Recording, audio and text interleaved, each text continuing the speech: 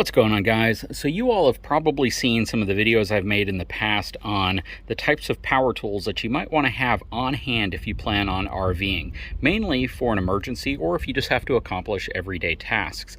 I've always said that if you own an RV or really any type of trailer, understanding how to use an impact driver, a power screwdriver, as well as an impact wrench are very, very important. And these three tools have always been kind of my go-to tools for whenever I have anything I need to do out at the RV. Now, I do a lot of RV projects, and oftentimes I need to carry the tools with me that I plan on using whenever I go to do something out at the RV. So having these three tools come in extremely handy. This is an impact wrench. This is much higher torque than an impact driver. An impact driver generally takes the same 1/4-inch bits that a power screwdriver or this type of a bit. And this is great for driving in screws, for getting screws out, for getting things into materials and surfaces that might need a little bit of torque applied to them. This right here works really well for just about every other type of screw driving application out there. And then this works really well for tightening or loosening lug nuts or harder bolts that need to really get super tight or you need to get broken loose. But these aren't the tools we're here to talk about today.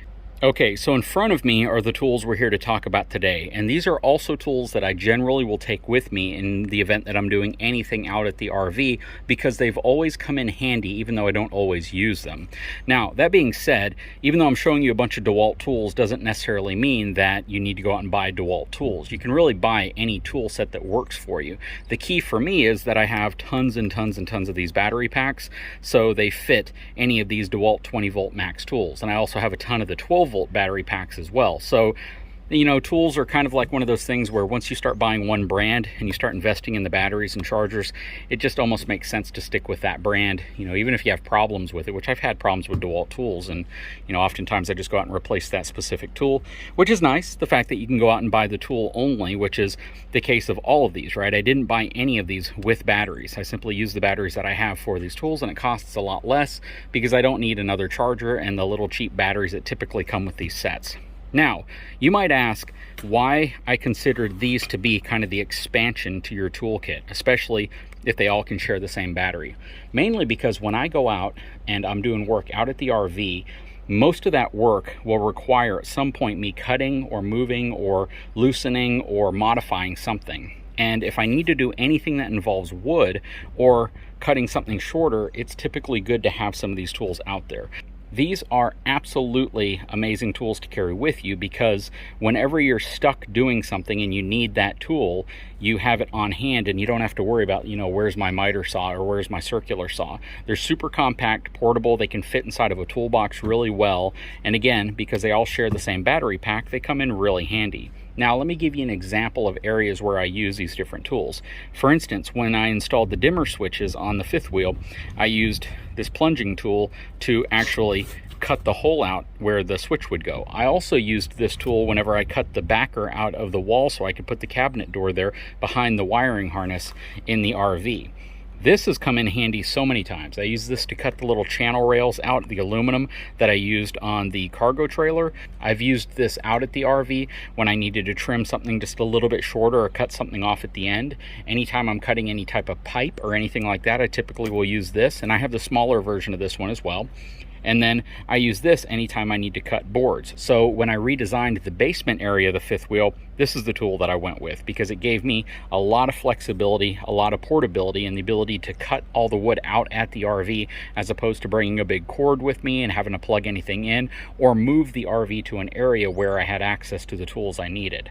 So these three tools are absolutely what I consider to be an expansion beyond the typical drill driver and impact wrench that you might typically carry with you, especially again if they all share the same battery pack.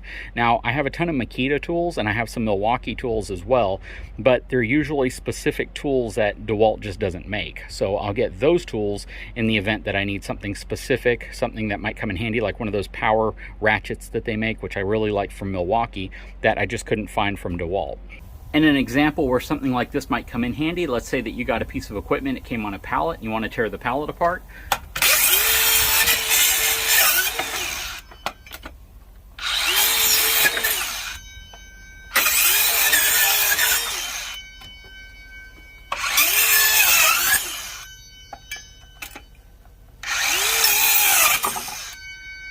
that easy just to cut something apart, especially if you need to cut down wood or you're trying to do something and you need to, you know, tear something like this apart so you can use it for some other purpose. Now a tool again like this comes in really handy anytime you need to plunge into something to make a cut.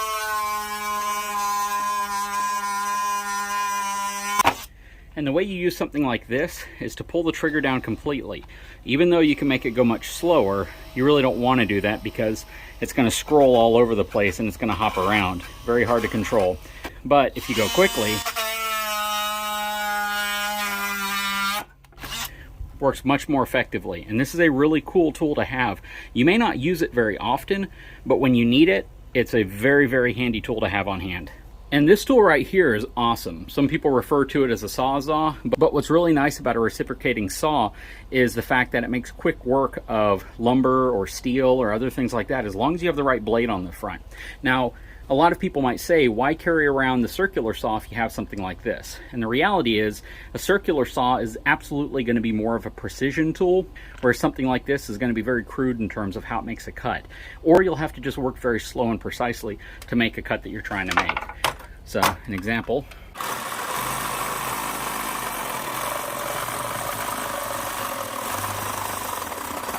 So again, all three of these tools work really good for the specific job they're designed to accomplish, and they can do jobs very quickly. But what's more important is the fact that if you have access to these tools when you need them, they can really be a lifesaver, especially again if you need to cut a bolt off, or if you need to, you know, trim a piece of wallboard off, or just do some type of a repair or modification.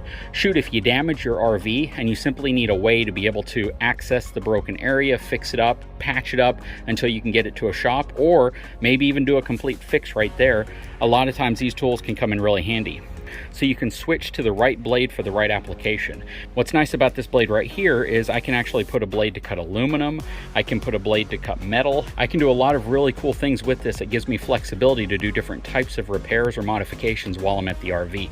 And again, when they all share the same battery pack, you have a couple of these batteries and you really have a complete system to do whatever you need to do while you're trying to fix or work on your RV. But yeah, I just wanted to show these because I get emails all the time from folks wondering what they should get in addition to what they already have for their RV.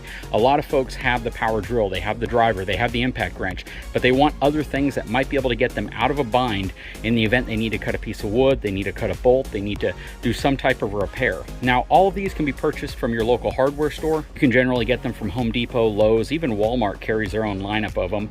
Harbor Freight has kind of an inexpensive version of some of them, but I avoid a lot of their power tools just because even though they might work immediately, I don't know how their long-term reliability is compared to some of these. And I've had good luck in the long run with DeWalt tools, even though, you know, some of them naturally fail when you use them a lot. But that being said, I'll put a link to these in the description of this video if this is something you may be interested in adding to your tool collection. Anyways, guys, I sure hope you enjoyed this video. If you haven't had a chance, please take a moment, subscribe to my channel, give me a thumbs up, and we'll talk to you again very soon.